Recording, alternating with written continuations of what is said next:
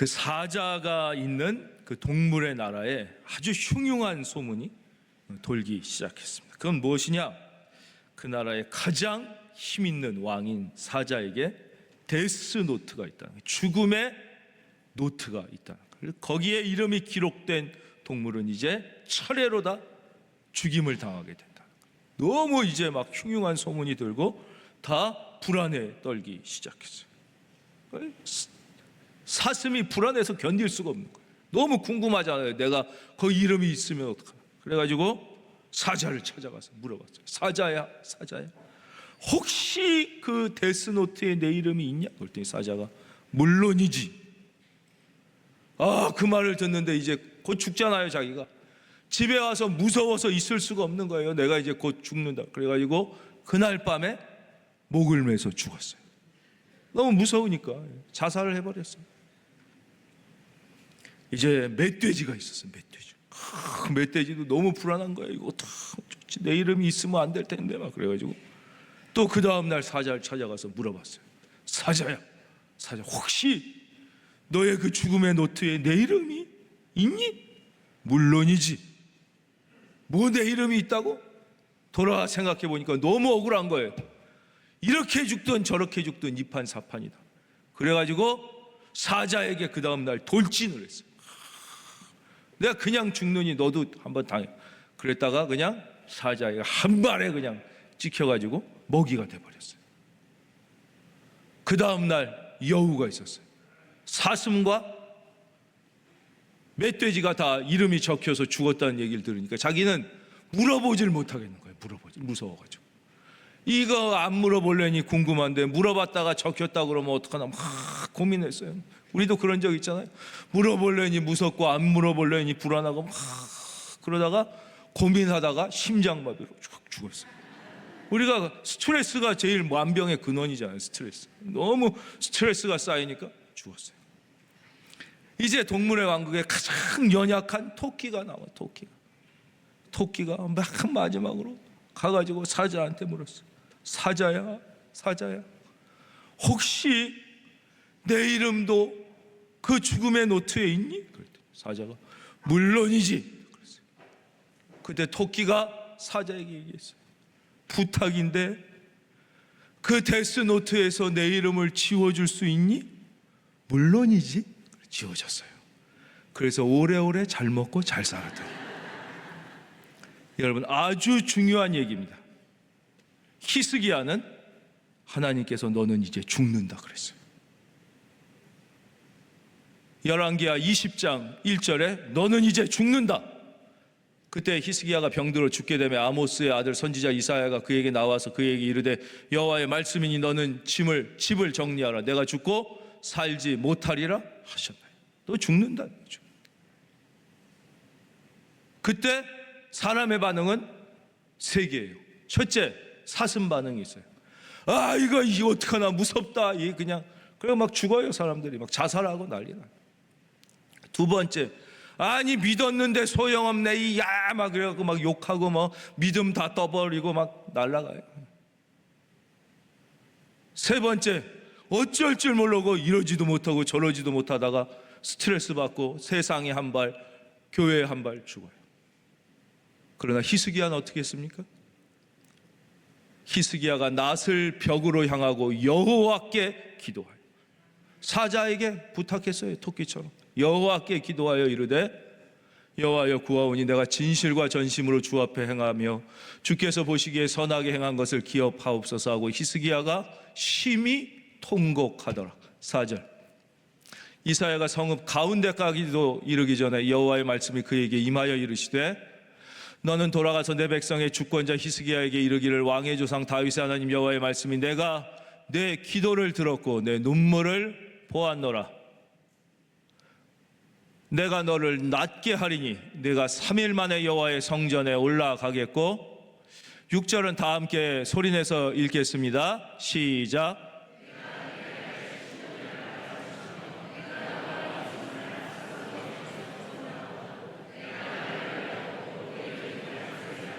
이 성을 보호하리라. 아멘. 여러분에게 이 믿음이 있기를 바랍니다. 우리 한번 다 같이 고백하겠습니다. 걱정하지 말고 두려워하지 말고 하나님께 기도하자. 이게 하나님의 성도에게 주신 가장 위대한 특권이며 선물이란 말이에요. 성경에 분명하게 약속되어 있어요. 너는 내게 부르짖으라, 내가 내게 응답하겠다. 환난 날에 나를 부르라, 내가 너를 건지리니. 내 집은 만민이 기도하는 집이라고 그랬어요. 여러분, 이전에 나와서 부르짖으면 하나님이 응답하시는 거예요. 그래서 우리는 주의 전을 사모하고 주의 전에 나오는 거예요. 목사님, 근데 제가 이 첫사랑 때도 있고 믿음의 초창기에는 기도하면은 응답도 받고 참 그런 것 같은데 요즘엔 응답도 없고 뭐 하나님 뜻대로 꼭 구해야 된다고 그러는 것 같은데 뜻대로 구할 자신도 없고 뭐 요즘에는 그냥 그저 그런 것 같습니다. 기도 하나 안 하나 솔직히 뭐 망하려면 망하고 되려면 되는 것 같습니다. 우리가 많은 이런 신앙의 패배주의에 빠져 있단 말이에요. 왜 그러냐? 창세기에 그 말씀이 자세히 나와 있어요. 그래서 우리의 생각의 틀을 변화시키는 게 창세기에 있다고 말씀드려요.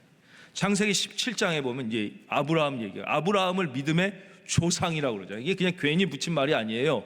그분이 믿음의 스타트가 되고 모델이 된다는 거예요. 처음에 믿음 생활은 이렇게 하는 거예요. 이 사람이 실수도 하고 잘한 것도 하고 이런 모든 것의 모델이 되는 사람이다. 그래서 믿음의 조상이라는 거예요. 이 사람의 삶을 통해서 믿음의 삶이란 무엇인가를 우리가 배울 수 있다는 거예요.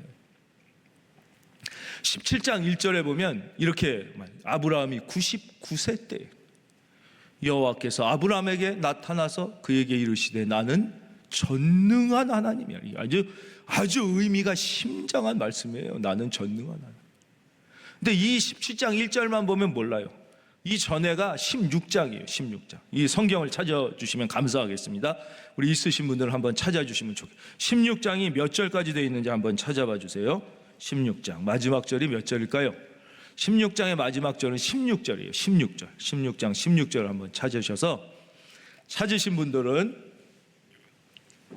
읽어주시면 감사하겠습니다. 자, 창세기 16장 16절 소리내서 찾으신 분들은 읽어주세요. 시작. 86세였더라. 즉 16장과 17장 사이에 86세와 99세 무려 13년이란 세월이 하나님이 아브라함에게 아무 응답 없이 지나갔다는 거예요. 최소한 전혀 말씀하시지 않지는 않았을지 몰라도 의미 있는 응답, 의미 있는 역사가 아브라함의 삶에서 하나도 안 나타난 거예요. 왜 그랬을까요? 16장 마지막 절에 답이 나와 있잖아요. 16장 16절 하갈이 아브라함에게 이스마엘을 낳았을 때 아브라함이 하나님의 말씀과 자기의 세상의 생각을 타협했잖아요. 내가 너에게 아들을 주리라고 그랬어요. 근데 아들이 안 생겨. 사라가 임신을 못하니까 하나님의 뜻대로 안 하고 여종을 첩으로 얻었어요. 어떻게든지 애를 낳아야겠다는 생각이에요. 그래서 애를 낳더니 하나님이 가슴이 무너지는 거예요. 네가 그렇게 내 말을 못 믿고 내가 그렇게 지금까지 너를 살리고 보호해 줬는데 그렇게 나의 말을 못 믿고 네 마음대로 하고 반반하고 그러자 하나님께서 응답을 멈추시는 거예요. 역사를 멈추시는. 우리가 왜 나를 그렇게 하나님이 사랑하신다고 그러는데 나의 기도에 하나님의 응답이 없는. 여러분 스스로를 잘 생각해 보셔요. 자꾸 하나님 탓을 하면 안 돼요. 나를 돌아봐야 돼요. 내가 나의 삶 가운데 하나님을 믿는다고 하면서 계속하여 하나님 말씀에 온전히 순종하려고 애쓰지 않고 어떻게든지 내 머리를 써가지고 이걸 나의 방법으로 만들어내려고 온갖 짓을 다 하는 거예요. 아브라함처럼. 하나님이 그래도 하나님은 아브라함을 버리시지 않듯이 우리를 버리시지는 않지만 하나님의 마음이 그래서 99세 때에 이제 또 나타나신. 한참 걸렸다.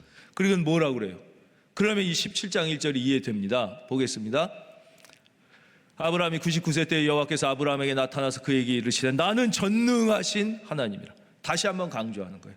내가 하는 대로 순종하면 불가능이 없다. 하나님이 전능하신 하나님임을 믿으시는 분은 아멘. 진짜 믿어요. 그리고 뭐예요? 너는 내 앞에서 행하여 완전. 우리가 어떻게 하나님 앞에서 완전할 수가 있어요? 그러나 이제 이 말씀의 뜻을 알겠죠? 세상과 자꾸 이 합쳐가지고 하나님이 제일 싫어하는 게 뭐라고 그랬어요? 합치는 거라고 그랬잖아요. 그래서 예수님은 우리나라 음식 다 좋아하지만 비빔밥은 안 드실 거라고 그랬잖아요. 이렇게 섞는 거를 싫어하시는 거예요. 섞는 거를. 섞는 거. 그래서 예수님 믿고도 무슨 토종 비결 같은 거 보고 뭐 점치러 가고 궁합 보고 하나님이 너무너무 미워하시는 거예요. 그러면은 절대 안 돼요. 여러분, 하나님 앞에 나와 기도하면 되는 거예요. 기도. 절대 그런 건 우리에게는 될 수가 없어요. 왜냐? 그리스도 안에 있으면 새로운 피조물이세요. 이전 것은 지나갔으니 보라 새 것이 되어. 어떤 사주팔자도 아무것도 안 맞게 돼 있어요. 왜냐?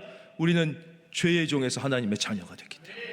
근데 그거를 무슨 무당 이런 데 가가지고 돈도 얼마나 그 사람들 비싼지 몰라요. 몇백만 원씩 내면서 막 그 부적 쓰고 막 이런 거 하는. 얼마나 믿는 사람들이 거기 많이 오면은 유명한 그 점집 이런 데는 권사 30% 할인 이렇게 써 있대죠. 어저께 들었어요. 어저께 아주 유명한 목사님. 우리 교회 성도님들은 안 가시겠지만 이런 거 하나님이 엄청 싫어하신다는 거예요. 여러분, 자녀가 잘 되길 바라면 궁합을 보지 말고 하나님 앞에 기도하면 돼요. 기도하면 그래서 하나님은 우리가 부족하지만 세상과 하나님의 말씀을 뒤섞지 않고 온전히 부족하지만 순종하려고 애쓸 때 그때 응답하시고 우리의 삶에 기적을 나타내 주시는 거예요. 그래서 우리가 그게 아주 중요해요. 신앙생활이 오래되면서 왜 은혜를 못 받냐면 자꾸 세상과 뒤섞기 시작하는 거예요. 신앙이 자라야 되는데 자꾸 뒤섞기 시작하니까 은혜의 경험이 없어진다 하는 것입니다. 28장 1절입니다. 우리가 구조된 후에 안즉 그 섬은 멜리데라 하더라. 이제 유라굴로 광풍이 와서 다 죽을 줄 알았는데 어떻게 됐어요? 한 사람도 빠짐없이 다 살아났어요. 이게 여러분 모두의 결론이라고 그랬어요. 인생의 결론은 다 잘 되는 거예요. 근데 와보니까 그 섬이 멜리데예요. 전혀 모르는 섬이에요. 이게 지금 몰타 섬이라고 대부분의 학자들은 생각을 합니다. 뭐 아닐 수도 있지만 몰타 섬일 가능성이 가장 높아요. 이제 몰타 섬에 온 거예요. 그러니까 이 사람들은 몰타 섬에 가고 싶어 간 게 아니라 어떻게 갔어요? 어쩔 수 없이 가게 된 거예요. 어쩔 수. 이게 아주 중요해요. 어쩔 수 없이 가게 된 거예요. 어쩔 수 없이. 자기들이 몰타섬 가려고 한 게 아니라 로마로 가려는 목적이 있어요. 목적은 로마예요. 근데 가려고 하다가 어쩔 수 없이 유라굴로 광풍을 만나서 몰타에 가게 됐어요. 이게 우리 인생이에요. 우리는 내가 어쩔 수 없이 이 직업을 갖게 된 경우가 많아요. 내가 진짜 갖고 싶었던 직업을 갖고 사는 사람이 사실 몇 명이나 됩니까? 그렇죠? 내가 갖고 싶었던 직업 의사, 갖고 싶었던 직업 변호사, 갖고 싶었던 직업 외교관, 그걸 갖고 사는 사람 몇 명 됩니까? 내가 다니고 싶었던 회사 다니는 사람 몇 명 됩니까? 솔직히 다 물어보면 나는 S기업, 나는 H기업, 다 거기 다니고 싶지만 거기 다니는 사람이 몇 명 됩니까? 진짜 내가 결혼하고 싶었던 그 사람과 결혼해 사는 사람이 얼마나 됩니까? 내가 진짜 살고 싶은 그 동네에, 그 지역에 사는 사람이 얼마나 됩니까? 인생은 그런 사람은 거의 없는 거예요. 어쩔 수 없이 이 직업을 갖게 된 게 대부분이에요. 대부분. 나만 그런 게 아니에요. 어쩔 수 없이 이 직장에 다니는 거예요. 어쩔 수 없이 이 사람하고 사는 거예요. 여러분, 대한민국에 태어나고 싶어 태어났습니까? 고르라 그러면 딴 나라 고를 사람이 많을 거 아니에요. 태어나 보니 대한민국이에요. 여러분 이렇게 어쩔 수 없이 하게 된 게 중요한 거예요. 이렇게 어쩔 수 없이 하게 된 이곳에 하나님의 섭리가 있는 거예요. 어마어마하게 중요합니다. 어쩔 수 없이 하게 된 이 자리에 하나님의 섭리와 하나님의 기회와 하나님의 축복이 있다는 것을 여러분 심장에 새기시기를 주의 이름으로 부탁합니다. 내가 하고 싶어서 한 일이 아니라 왜 우리가 어쩔 수 없이 대한민국에 태어났습니까? 여기서 우리가 할 일이 있는 거예요.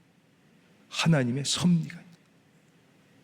내가 왜 여자로 태어났냐? 난 남자가 좋은데. 아니에요.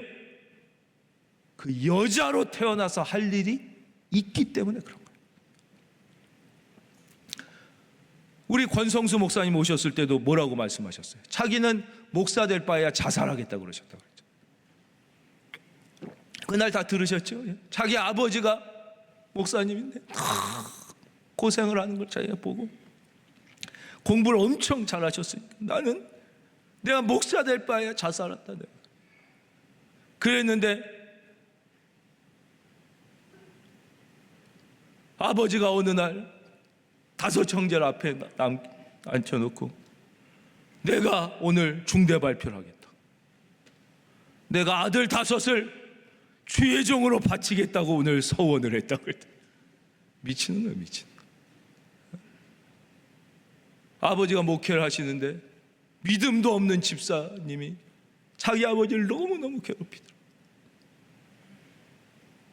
믿음이라도 좋은 분이 그랬으면 믿음도 없는 사람이 와가지고 자기가 그걸 보고 기가 막혀갖고 내가 목사를 할 바에 자살을 하겠다. 근데 그분이 원치 않는 길을 가게 된 거예요. 어쩔 수 없이 가게 된 거예요. 그러나 거기에 하나님의 섭리가 있었던 것이에요.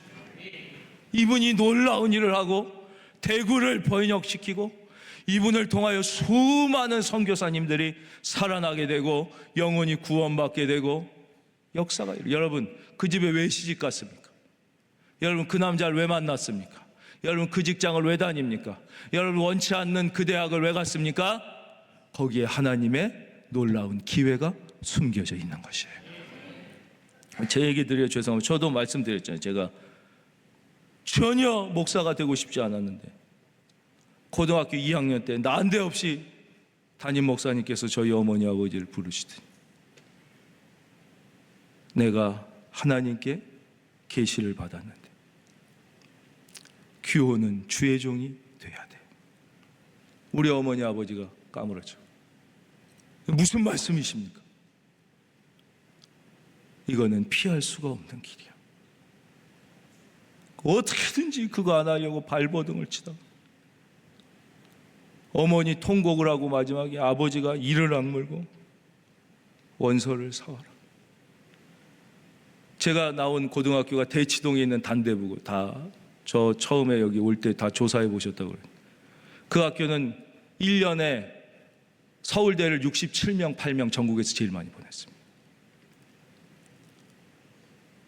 연대도 그 이상 보내고 고대. 원서를 갖고 오니까 교장 선생님이 와가지고 도장 찍어주면 안 된다. 교감 선생님 말리고 끝까지 담임 선생님이 안 찍어주셨어요. 이 새끼 미쳤다고. 저희 어머니 오시는데 담임 선생님이 그래서 그 도장을 누가 찍어줬냐? 영어 선생님이 찍어주죠. 그분이 믿음이 좋은 집사님이셨어요. 그래서 그분은 이해를 하는 거야. 나는 이해한다.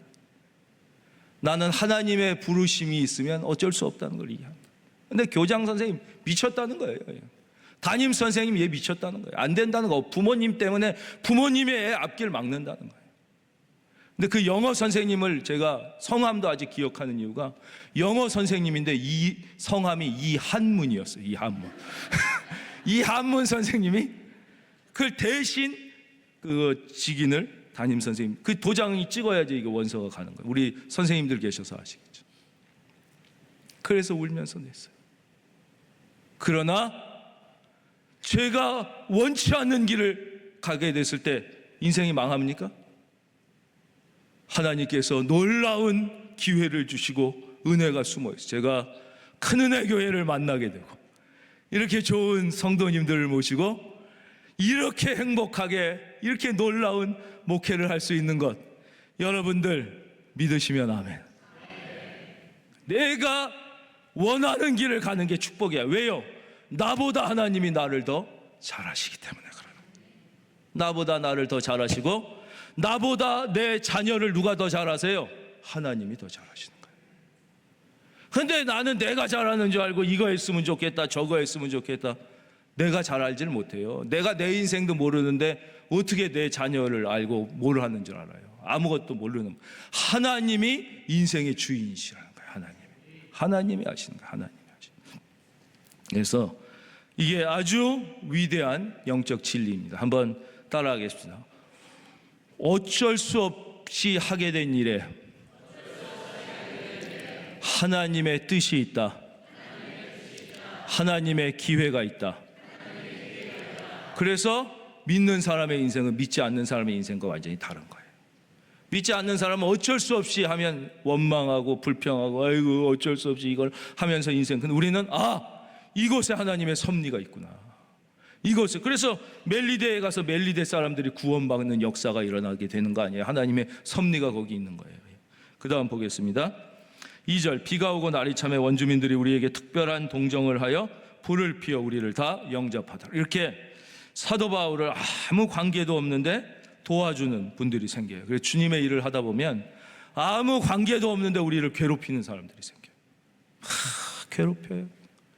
괜히 막 미워하고 못 살게 굴어요. 그거 당연한 거예요. 당연한. 그거를 이상하게 생각하면 안 돼요. 그러나 또 이렇게 아무 관계도 없는데 이렇게 도와주는 분들도 또 있어요.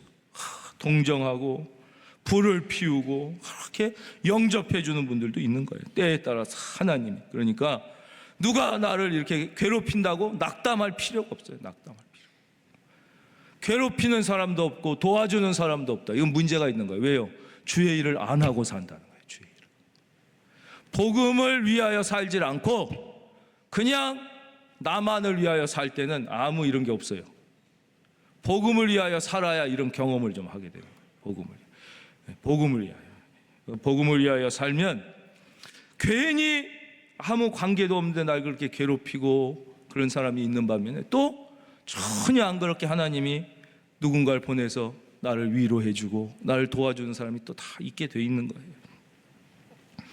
근데 바울이 이제 불을 피우니까 가만히 있지 않고 나무 한 묶음을 걷어서 불에 넣었어요. 여기서 우리가 배워야 되는 것입니다.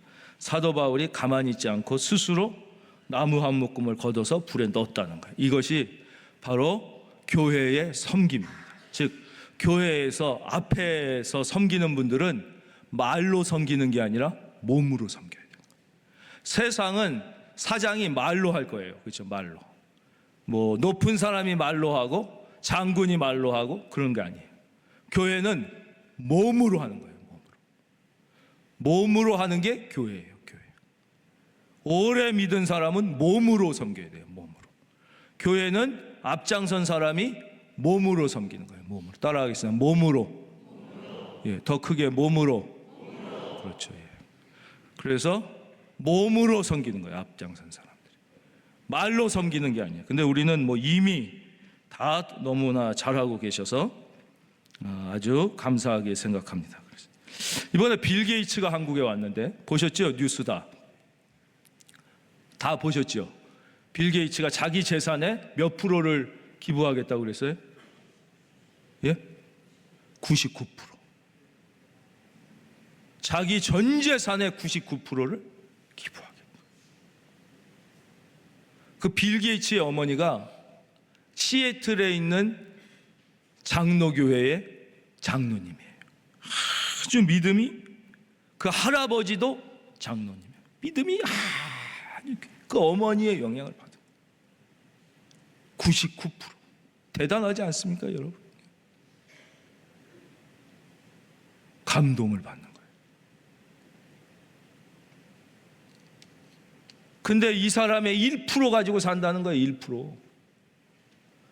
근데 이 사람 1%가 얼마나 많아요? 아마 우리나라 웬만한 대기업 총수의 전 재산보다 많을지도 몰라요. 이분이 지금 세계 1위 부자가 아닌 이유도 이미 50%를 기부해서 1위 부자가 아닌 거예요. 이분이 1위 부자인 게 너무 오래 하니까 이러면 안 되겠다 그래서 재산을 이미 엄청 1위 부자 안 하려고 기부를 해서 1위에서 내려온 분이에요. 이게 하나님의 자녀가 사는 방법이에요. 저는 다 여러분들이 99%를 기부하고도 이렇게 살 수 있는 하나님의 자녀가 되시기를 주의 이름으로 축원합니다. 하나님의 자녀는 이렇게 사는 거예요. 이렇게 사는 거예요. 그래서 그 방법이 나와 있죠. 어떻게 하면 그렇게 살 수 있어요? 주라. 그리하면 너희에게 줄 터이니 곧 후히되어 누르고 흔들어 넘치도록 하여 너희에게 안겨주리라. 그렇다면 이번 주 수요일 말씀 가장 빠르게 부자 되는 비결은 주라는 거겠구나? 그거 아니에요. 아주 신박한 방법이에요. 그러니까 또 안 오시면 안 돼요. 자, 참 귀하다. 그 다음에 보겠습니다. 그 독사가 그런데 이렇게 나무를 했더니 이제 겨울잠을 자고 있던 독사가 뜨뜻해지니까 나와서 바울의 손을 팍 물었어요. 그랬더니 4절, 원주민들이 이 짐승이 그 손에 매달려 있음을 보고 서로 말하되 진실로 이 사람은 살인한 자로다. 바다에서는 구조를 받았으나 공의가 그를 살지 못하게 함이로다. 앞을 봐주시면 감사합니다. 이게 뭐예요? 이 섬에 있는 샤머니즘이에요. 이 섬에 있는 미신은 뭐냐면, 사람이 나쁜 죄를 지으면, 살인을 하면 뱀이 나와서 물어서 죽게 된다는 게 이 섬에 내려오는 미신이라는 거예요. 각 지역마다 이런 미신과 샤머니즘이 있어요. 중국에는 중국계 있고, 일본에는 일본계 있고, 한국에는 한국계 있어요. 강원도에는 강원도계 있고, 경기도에는 경기도계 있는 거예요. 이 모든 미신에 아직도 묶여있는 사람들이에요. 그게 전보고 굿하고 부적수고 다 여기에 묶여있는 거예요. 여러분, 예수를 믿으면 이 모든 미신으로부터 자유로워지는 거예요. 그래서 우리는 어떤 날 이사 가요? 손 있는 날을 골라서 가는 거예요. 그날은 싸니까. 정말이에요. 싼 날 골라가는 거예요. 우리에게는 손 있는 날, 손 없는 날이 없어요. 우리는 모든 날이 좋은 날인 거예요. 하나님이 주일만 잘 지키면 나머지 날은 다 축복해 주시겠다고 약속하셨잖아요. 우리는 다 좋은 날이 되는 거예요. 우리는 하나님의 자녀가 됐어요. 그랬는데 바울이 물렸는데 어떻게 됐어요? 아무렇지도 않아. 바울이 그 짐승을 불에 떨어버림에 조금도 상함이 없더라. 그들은 그가 붙든지 혹은 갑자기 쓰러져 죽을 줄로 기다렸다가 오래 기다려도 그에게 아무 이상이 없음을 보고 돌이켜 생각하여 말하되 그를 신이라 하더라. 또 이제는 그분을 신이라고 그랬대요. 신이라고. 왜 이런 기적이 일어난 날을 생각해보고 말씀을 맺도록 하겠습니다. 왜 이런 기적이 일어났냐? 그 이유가 있어요. 기적 자체가 목적이 아니라 이 기적을 통해서 하나님의 살아계심을 증거하고 영혼을 구원하기 위한 거예요. 그렇죠? 우리가 건강하기를 위해서 기도하잖아요. 왜 건강해야 되는 거예요? 건강 자체가 목적이 아니에요? 왜 건강해야 돼요? 사명을 이루기 위해서. 건강해서 하나님의 살아계심을, 십자가와 복음을 증거하기 위해서 건강한 거지, 건강 자체가 목적이 되는 건 아무 의미가 없는 거예요. 우리가 왜 잘 돼야 되고, 우리 자녀가 왜 잘 돼야 되고, 우리가 왜 경제적인 어려움에서 벗어나야 되는 거예요? 그 이유는 딱 하나예요. 그것을 통하여 복음을 전해서 하나님의 살아계심을 증거해서 한 영혼이라도 더 구원해내기 위해서예요. 돈 자체가, 성공 자체가 목적이 아니란 말이에요. 그러니까 여기서도 이 일을 통하여 이 섬이 구원받고 나중에 보블리오라는 이 섬의 제일 높은 사람이 구원받고 이런 일들이 일어나게 되는 거예요. 이것을 빨리 깨닫는 게 철드는 거예요. 그러면 놀라운 일들이 이제 일어나게 됩니다. 제가 전에도 이 이야기를 드렸었는데, 제가 초등학교 때 저희 동네에 제일 애들이 그때 놀 게 별로 없으니까 제일 많이 논 게 이제 다마치기였어요. 다마치기. 원래는 구슬인데 그때는 일본 말에서 다마치기라고 했어요. 다마치기. 그래서 다 남자들은 다 해보셨죠? 이렇게 흙바닥에 해놓고선 구슬 모아놓고 이렇게 해서 탁 던져가지고 맞춰가지고 가져가는 그거 많이 했어요. 용돈 생기면 딱지 사는 거랑 다마 사는 게 다예요. 문방구 가가지고. 그리고 홀짝하고 어찌니 쌈 해가지고 이거 해가지고 많이. 근데 여기에 우리 동네에 손흥민이 있었어요. 이 호창이라는 애였어요. 얘를 당할 자가 없어요. 모든 걸 잘해요. 심리를 꿰뚫어 봐가지고 뭐 이것도 잘하고 막 기가 막히게. 그래서 온 동네 구슬은 다 얘가 휩쓸어가는 거예요. 시간 문제. 그래서 뭐 요만한 데 다니는 게 아니라 큰 양동이 바켓스 2개 철철 이러고 다녀요. 우리 동네에선 더 이상 적수가 없어요. 다 다마를 휩쓸어가 옆 동네로 원정을 갑니다. 국가대표처럼. 그래서 거기에 이제 1등이랑 붙어가지고, 그럼 우리들은 그 옆에 응원 가가지고 이겨라 막 이래가지고 이제 하면 얘가 너무 많으니까 양손에 들고 올 수가 없어. 우리가 막 들어다주고 이 정도였어요. 그 정도로 구슬치기를 잘하니까 공부는 어느 정도였을지 상상이 가시죠? 공부랑은 담 쌌어요. 공부랑. 얘는 오직 구슬이 얘의 전 재산이고 뭐. 근데 어느 날 제가 학교 끝나고 하교를 하고 오는데 얘가 자기 집 담벼락에 기대서 막 엉엉 우는 거예요. 제가 깜짝 놀라요. 얘 이렇게 명랑한 호창이가 이렇게 운 적이 없거든요. 막 우는 거예요. 왜 그래? 너 왜 이렇게 울어? 깜짝 놀라잖아요. 친구가 오니까. 그랬더니 시험을 못 봐서 운다는 거예요. 시험을 못 봐서. 그래서 제가 얘가 철들었구나. 얘가 시험을 못 봐서 울다니. 시험학원 담싼 애가 이제 철든 거예요. 얘가. 그래서 깜짝 놀라. 야, 얘가 철들었고요. 그랬더니 시험을 못 봐서 아빠가 다마를 다 뺏어버렸어. 여러분 왜 우십니까? 돈 없어져서 울죠. 건강 없어져서 울죠. 원하는 대학이나 회사 못 가서 울죠. 다마 없어져서 우는 거예요. 다마 없어져. 진짜 우리가 왜 울어야 합니까? 진짜 학생에게 중요한 것이 무엇이고, 무엇이 그에게 지혜로운 일이고, 그는 오늘과 내일을 위해 무엇을 해야 합니까? 과연 성도에게 진짜 중요한 것은 무엇이고, 우리는 오늘과 내일을 위해 무엇을 해야 합니까? 여러분, 학생이 공부를 열심히 하는 것이 뭐 성적이 과연 내일만을 위한 것입니까? 아닙니다. 공부를 열심히 하면 오늘부터 좋습니다. 대단히 재수없는 얘기지만 제가 초등학교 3학년 때 가방을 메고 하교하면서 했던 생각을 이겼습니다. 어차피 내가 학교는 다녀야겠다고 생각했습니다. 초등학교 3학년 계산해 보니까 앞으로 초등학교 3년 남았고 중학교 3년 남고 고등학교 3년 남고 그 어린 나이에도 생각해 보니까 대학교는 다녀야 되겠더라고요. 어차피 내 인생에 10몇 년을 학교에 있으려면 어차피 해야 될 공부를 잘해야겠다. 그러면 첫째, 부모님이 기뻐하신다. 둘째, 선생님이 좋아하더라. 그리고 보니까 선생님이 공부 잘하는 애들을 이뻐하더라. 어차피 똑같은 월사금 내고 다니는데 뭐하러 공부 안 해가지고 부모님을 괴롭히고 선생님에게 무시받을까? 초등학교 3학년 때 제 그림자를 보면서 했던 생각입니다. 여러분은 어떻게 생각하십니까? 과연 공부를 잘하는 게 미래만을 위한 투자입니까? 아니에요. 학교 다닐 때 편하게 다닙니다. 싸움 잘하는 애들도 저 때릴래다가 너 봐준다? 여러분, 굿을 잃어버렸다고 울지 마십시오. 그까짓 거 하나님이 필요하면 주십니다. 건강도 명예도 물질도.